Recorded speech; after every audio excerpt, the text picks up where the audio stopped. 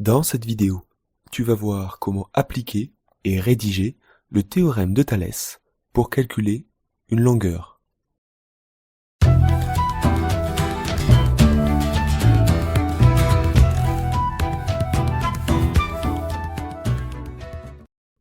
Un angle coupé par deux droites parallèles donne deux triangles emboîtés l'un dans l'autre, le triangle vert et le triangle jaune.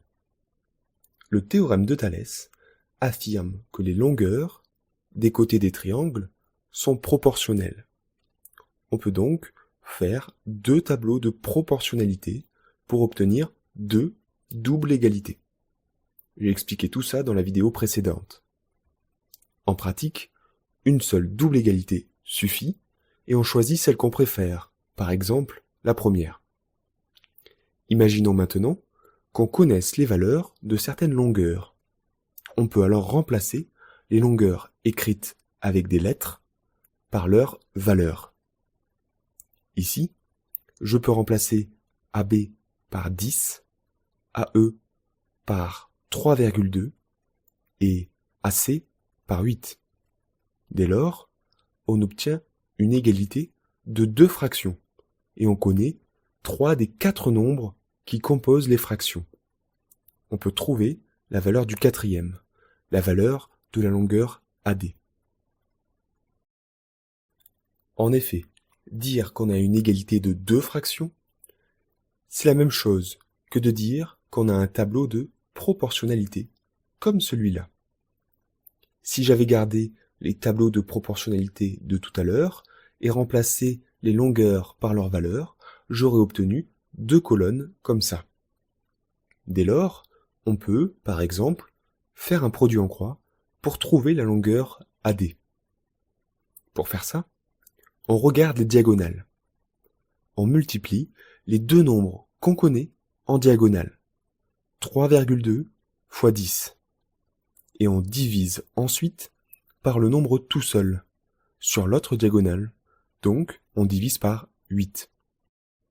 Je dis qu'il est tout seul, car sur la deuxième diagonale, on ne connaît que la longueur qui fait 8 cm, et on ne connaît pas la longueur AD. La calculatrice donne ensuite le résultat. AD fait 4 cm. Voilà l'idée générale pour trouver des longueurs en utilisant le théorème de Thalès. Seulement, lors d'un contrôle, il va falloir bien rédiger tout ça pour communiquer correctement le raisonnement au correcteur. Faisons concrètement un exercice. Sans surprise, j'affiche un angle BAC coupé par deux droites parallèles et on reconnaît deux triangles emboîtés l'un dans l'autre, le triangle vert et le triangle jaune. La droite D coupe la droite AC en N et la droite AB en M. L'énoncé nous indique que les droites MN et BC sont parallèles avec le symbole du double slash et nous donne plusieurs longueurs. Le but de l'exercice va être de calculer une longueur, la longueur AC. À ce stade, on a deux triangles emboîtés, deux droites parallèles et on cherche une longueur. Réflexe. On va voir si on peut utiliser le théorème de Thalès. La réponse consiste en 3 points. D'abord, on vérifie qu'on est dans la bonne situation pour utiliser le théorème de Thalès, qu'on a le bon contexte, la bonne situation. Pour ça, il faut dire que les 3 points de chaque côté de l'angle A sont alignés. C'est important de le faire, car si par exemple les points A, M et B n'étaient pas alignés, ils ne formeraient pas le côté rouge de l'angle. Et donc, on ne serait pas dans la bonne situation pour utiliser le théorème. Certes, en général, on a envie de dire que ça se voit, que c'est évident. Mais en mathématiques, il faut tout vérifier pour être sûr à 100% de ce que l'on fait. Il pourrait, par exemple, exister un décalage qu'on ne pourrait pas voir à l'œil nu ou difficilement.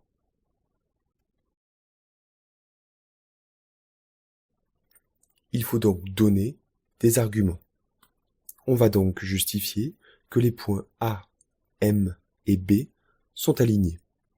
Pour justifier que 3 points sont alignés, en général, parce que ça va dépendre de chaque exercice, il faut dire qu'on a deux droites qui se coupent. Ici, la droite D coupe la droite AB en M. C'est dit dans la phrase de l'exercice. Ce qui fait que les points sont bien alignés, c'est que M est sur la droite AB. Dire que M est sur la droite AB signifie que M, A et B sont alignés.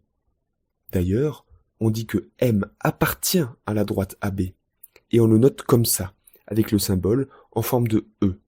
C'est le symbole appartient. M appartient à la droite AB. On dit aussi que les 3 autres points de l'autre côté sont alignés. A, N et C sont alignés, car la droite D coupe la droite AC en N. On aurait pu aussi tout écrire en une phrase. Il y a plusieurs rédactions possibles. Ensuite, on vérifie qu'on a bien la condition du théorème de Thalès. Parce que pour appliquer le théorème de Thalès, il faut qu'on ait sa condition. Ici, les droites qui coupent l'angle sont parallèles, donc c'est bon. On peut l'écrire en mathématiques avec le double slash ou faire une jolie phrase. Enfin, on dit qu'on utilise le théorème de Thalès. On peut écrire « Or, d'après le théorème de Thalès, on a ». Il faut le dire pour que le correcteur sache ce qu'on fait, quel est notre raisonnement. Il ne doit pas le deviner. Puis, on écrit une des 2 égalités du théorème, celle qu'on préfère. Mais d'abord, on écrit les longueurs avec les lettres, même si on connaît certaines valeurs. Je t'invite à faire la pause et à essayer de compléter l'égalité que j'écris.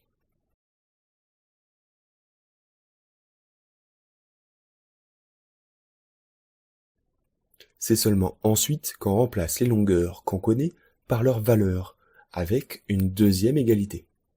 Pour ça, il faut faire attention à ce que toutes les longueurs soient dans la même unité.